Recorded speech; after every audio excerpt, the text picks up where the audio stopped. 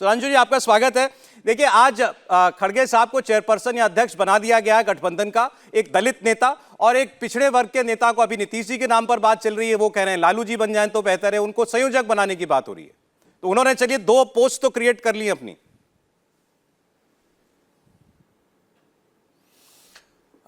देखिए, अभी तहसीन भाई ने जो बोला, युवा नेता है, तो एक बात तो उन्होंने अच्छी बोली कि केवल निगेटिव आधार के ऊपर कोई गठबंधन नहीं चल सकता है, केवल भाजपा हटाओ के ऊपर। पर देखिए, वो जोशो जुनून में एक चीज और बोल गए कि मैं डेस्परेट हूं कि भारतीय जनता पार्टी हटे। यानी वो अपनी राजनीतिक विश्लेषक की भूमिका की लक्ष्मण रेखा से थोड़ा आगे चले गए कि जब उनके मुंह से निकला कि मैं डेस्परेट हूं कि भाजपा हटे। मगर जो उन्होंने बोला, मैं उसी के अनुसार भारत की राजनीति का विश्लेषण करता हूं। देखिए मान्यवर, हम उन गठबंधनों के भी साक्षी रहे हैं जो केवल इस मुद्दे पे थे कि हटाना है। 1977 जनता पार्टी का चुनाव, हमने अपनी पार्टी का विलय कर दिया जनता पार्टी में। मतलब लोग इस सीमा तक चले गए कि सारी पार्टियां समाप्त और वो एक पॉलिटिकल पार्टी में कन्वर्ट हो गई। केवल एक मोटिव था कि इंदिरा गांधी को हराना है। मगर क्या हुआ, उस भयंकर इमरजेंसी के दौर के बाद भी सत्ता आते ही आपस में जो टकराव बिखराव शुरू हुआ कि 2 साल के अंदर वह गठबंधन गिर गया। और जिस समय वो गठबंधन गिरा था, उसमें सबसे बड़े घटक दल हम थे, जनसंघ के 95-96 एमपी थे। अटल जी के मन में जो एक बहुत वेदना हुई थी, तो उन्होंने कविता की एक पंक्ति में कही थी, वो आज बिल्कुल साक्षात्कार दिखाई पड़ती है। उन्होंने, आपने उनकी वो कविता बहुत सुनी होगी ना, गीत नया गाता हूं, पर उस समय उन्होंने लिखा था गीत नहीं गाता हूं। और तब उन्होंने एक पंक्ति लिखी थी, बेनकाब चेहरे हैं दाग बड़े गहरे हैं, बेनकाब चेहरे हैं दाग बड़े गहरे हैं, टूटता तिलिस्म आज सच से भय खाता हूं, गीत नहीं गाता हूं, गीत नहीं गाता हूं। वो आज इनकी स्थिति। अब आइए एक सकारात्मक गठबंधन। फिर देखिए, हमें रोकने के लिए 2 बार सरकारें बनी, देवगौड़ा जी की और गुजराल जी की। होल सोल मोटिव बीजेपी को रोकना है। और चंद्रशेखर जी की सरकार भी बनी, जब वीपी सिंह सरकार गिरी, बीजेपी ना आने पाए, इसलिए रोकना है। तीनों सरकारों का क्या हश्र हुआ, उस समय देश की अर्थव्यवस्था का क्या हुआ। चंद्रशेखर जी के समय में चाहे वो सोना गिरवी रखा गया हो, रुपए का डिवैल्यूएशन हुआ हो, वो सब हुआ। फिर सकारात्मक गठबंधन पे सरकार बनी, जो एक ऑल्टरनेटिव रखा हमने अटल जी के नेतृत्व में, और 98-99 में सरकार चलाई। फिर मोदी जी का समय आया, हमने स्पष्ट और मजबूत ऑल्टरनेटिव रखा और मजबूत और शानदार सरकार चलाई, और जनता ने अगली बार हमें झोली भर के और बहुमत दिया। यानी यह बात बहुत साफ है कि सकारात्मक और सही गठबंधन की दिशा में ही लोग वोट करते हैं। केवल मोदी हटाओ भाजपा हराओ इसके नाम के ऊपर अब देश का युवा वर्ग, जो पढ़ा लिखा प्रबुद्ध है, साक्षरता की दर अब 80% से ऊपर है, हर व्यक्ति, ज्यादातर लोगों के हाथ में मोबाइल फोन है, किसी भी घटना की सच्चाई चंद मिनटों में, और अगर कोई उसमें फेक न्यूज भी हो तो कुछ घंटे लगा दीजिए, 1-2 घंटे में आपको समझ में आ जाता है कि ये सच है या खबर गलत है।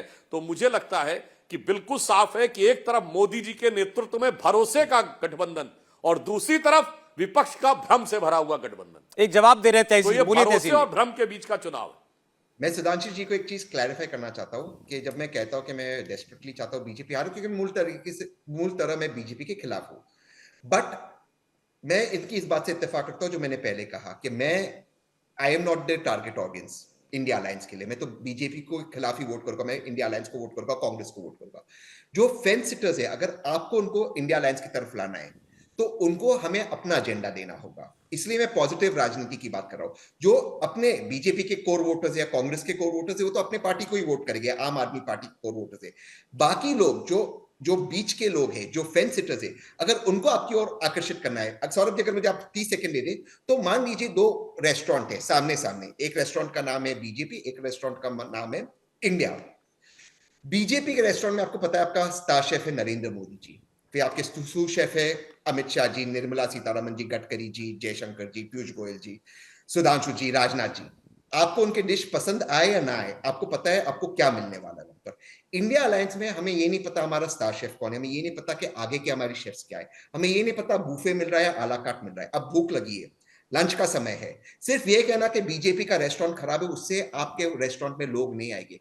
आपको रेस्टोरेंट का मेन्यू देना होगा, लोगों को बताना होगा आप क्या दोगे, तब लोग आपके रेस्टोरेंट में आएंगे। तो ये जो एक एग्जांपल है, मैं बार बार इंडिया अलायंस को देता हूं, जब तक हम अपना ऑल्टरनेटिव मॉडल नहीं देते, तो बहुत सारे ऑल्टरनेटिव मॉडल है।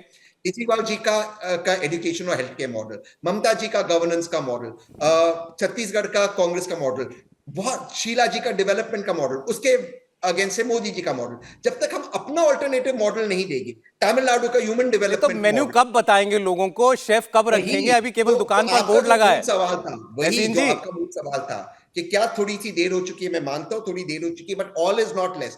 अभी भी अगर हम पॉजिटिव राजनीति करें, बीजेपी के ट्रैप पर ना गिरे, अपनी बात रखे, अपनी बात जनता और आवाम के सामने ठीक रखे, है। आज भी इंडिया अलायंस जीत सकता है। आज भी बीजेपी को पीक पे 37-38% वोट मिलता है, बाकी वोट बीजेपी के अगेंस्ट है। आप उसको ला सकते हैं, लेकिन फेंस सिटर्स को लाने के लिए पॉजिटिव राजनीति करनी है। लेकिन अगर 8 महीने बाद भी ये नहीं पता कि हमारा विजन क्या है, हमें जनता को क्या ऑल्टरनेट विजन देना है, तो और कब पता चलेगा? चुनाव में 2.5 महीना रह गया है। मैं अरविंद जी आ रहा हूं, एक जरा इस सुधांशु जी इस पर जवाब देना चाहते हैं फिर अरविंद जी।